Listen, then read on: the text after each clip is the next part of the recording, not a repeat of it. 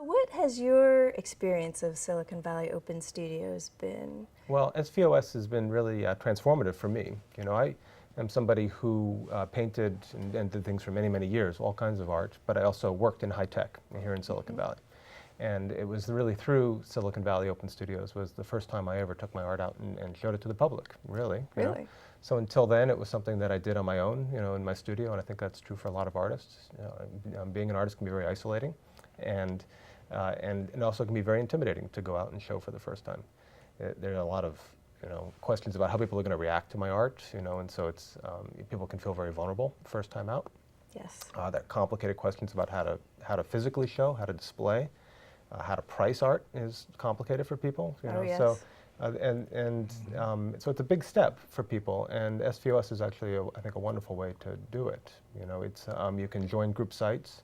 There are people that can help. There are what's called SVOS University, which are classes that are taught closer to the event that help people who are getting started, and you know, with the Q&A sessions and whatnot, and those kinds of things I found to be very, very helpful getting started. Yes, I found when I first started with Silicon Valley Open Studios, it wasn't my first actual experience of showing, but going to classes that they put on where there are panels of artists who had experience in printing postcards and went through the whole process of how to do that, when to send out the postcards to get the best response. All of that kind of information, the marketing information. We get big yellow signs for the weekend, but where do you put them to get the best effect? All of that was answered in a panel discussion. And I thought that, for me, was very important to have experienced artists tell me what I should do, how do I take best advantage of it, and to encourage us to say, okay, yes, if you have a good artistic product that you want to have people exhibit and to respond to, do it. Go out and try it and see what happens. And the response is really important, I think. So, excellent. Yeah, no, the response is exceptionally important, you know, and you get a lot of feedback from the public and from other artists. And so it really, as an artist, helps inform you if you start to show your work and get out there. And it does nothing but improve the work, I believe. You know? Yeah, so from your beginnings in Silicon Valley Open Studios, where have you gone from there? Yeah, I'm doing quite a lot now, you know, so I'm now a full-time artist. And I show in a couple of galleries in the area, and I still do SVOS. I still feel passionately that's a great event, and you know, I've really developed a base of collectors in the area that have bought from me at SVOS and at other events, and so they like to come back. And since you know, I show at my home/studio, and I show with some other artists this year who are going to be joining me. But you know, people like to come and like to have that experience, like to see the studio, like to be able to see the broadest collection of work. I can show unframed work as well as framed work, you know, and so it's a different experience than a gallery experience. But I also do a lot of the higher end fine art festivals in the area now, and I do plein air painting events, and those are competitive events where artists are juried in and brought in from, I've done national level events where people are brought in, you paint for a week, your canvases are stamped, and then at the end of the week, you're required to turn in at that event 6 paintings, all to go right into the gallery to show throughout the weekend. So, wow, that sounds interesting. Yeah, it's very interesting. You know, that's kind of competitive art. That's a new one. under the gun kind of art. You know, yeah, right. Got to produce now. Yeah. Excellent. Well, thank you, Timon. Yeah. And so, Kathy, so you're on the board of the Silicon Valley Open Studios. So, what does a board member do? I think meet once a month and talk about the new things we can do, what we've been doing, what will improve, what our goals and objectives are, how to bring more artists in, how to bring more people to visit all those artists during open studios, take all the feedback from all the artists that have given their suggestions to us and put the most helpful suggestions together and go through and figure out what's best for not only individuals but for artists as a whole, as groups, and where open studios can serve the public more, how we can serve children learning art. Okay, tell us a little bit about the educational goals of Silicon Valley Open Studios. What are those? Well, we have program of art with students, and we have a board member, George, that is helping with that, and we have taken it out to the community where we have several different junior colleges, community colleges, and high schools, I think now too, don't we? Yes.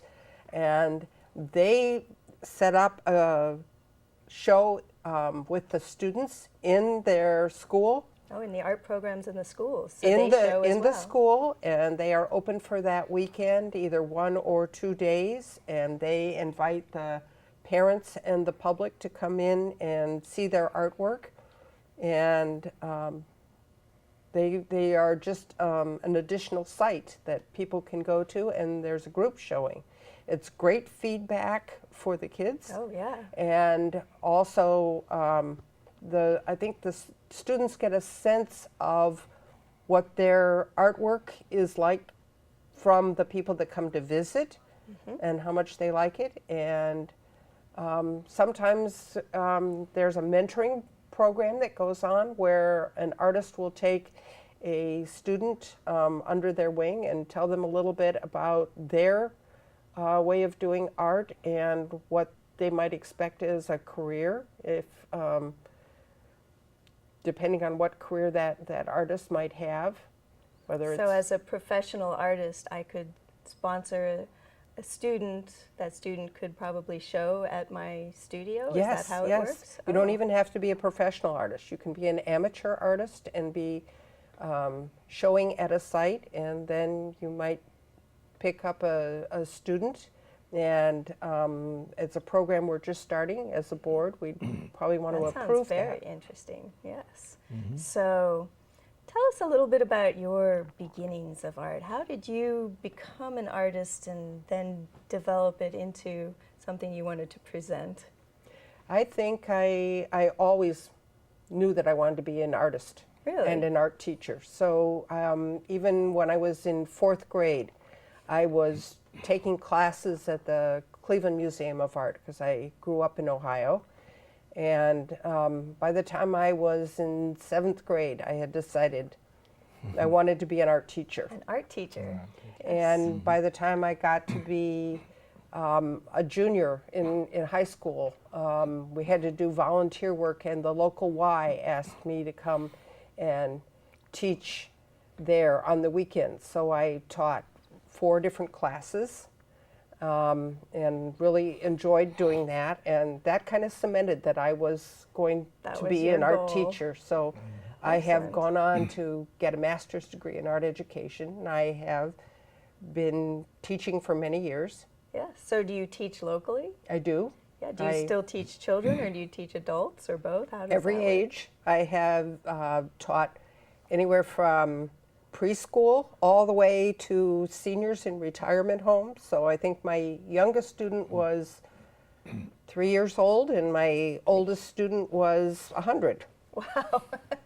That's great. So So locally, And I've where taught high can- school. Yeah. I've taught, I'm teaching at the Pacific Art League right now, and I'm teaching individual classes. And I have taught, in galleries and all kinds of different places. And I've taught all different kinds of art. So everything from watercolor to acrylic, oil, collage, assemblage, jewelry, So yeah, a broad range of interests. very eclectic. I think being an art teacher does that too. Yeah, you have to learn a lot of media, even if it's not your primary. Yeah, I've been an Right. art teacher as well. I sort of went about it the other way. I knew I was going to be an artist, and then became interested in art teaching because it was close, and then I got a lot more involved. I actually learned a lot about painting from teaching how to paint. So yes, excellent. I've had in my classes, even the adult classes, I've had high school students, and then I tried to get them involved in open studios and mentor them to come sit with me, and I think some of them have gone on to be from high school student to an art major in college. Yes, I have some of my students who were in kindergarten, first grade, are now in college learning to be art teachers. So yeah, it's very It's very rewarding. You learn from them as well as they learn from you. Exactly. Yes. So, and what do you think, besides the mentoring program and the educating younger people, what do you think benefits of Silicon Valley Open Studios are for you personally or in general? I think probably the networking, both receiving from all the people that come to visit my studio and hearing their comments, and you start to look at your art through their eyes. So it gives you a whole different slant on how they see it. And so they're giving to me, and I am trying to make an impression on them, help them understand art, appreciate it. And I meet a lot of people that way. And I like to network and connect between them. I like to network with all the other artists and the galleries and opportunities to show in libraries and cities and industries, some of the companies around here. Yes. Excellent. Well, thank you, Kathy.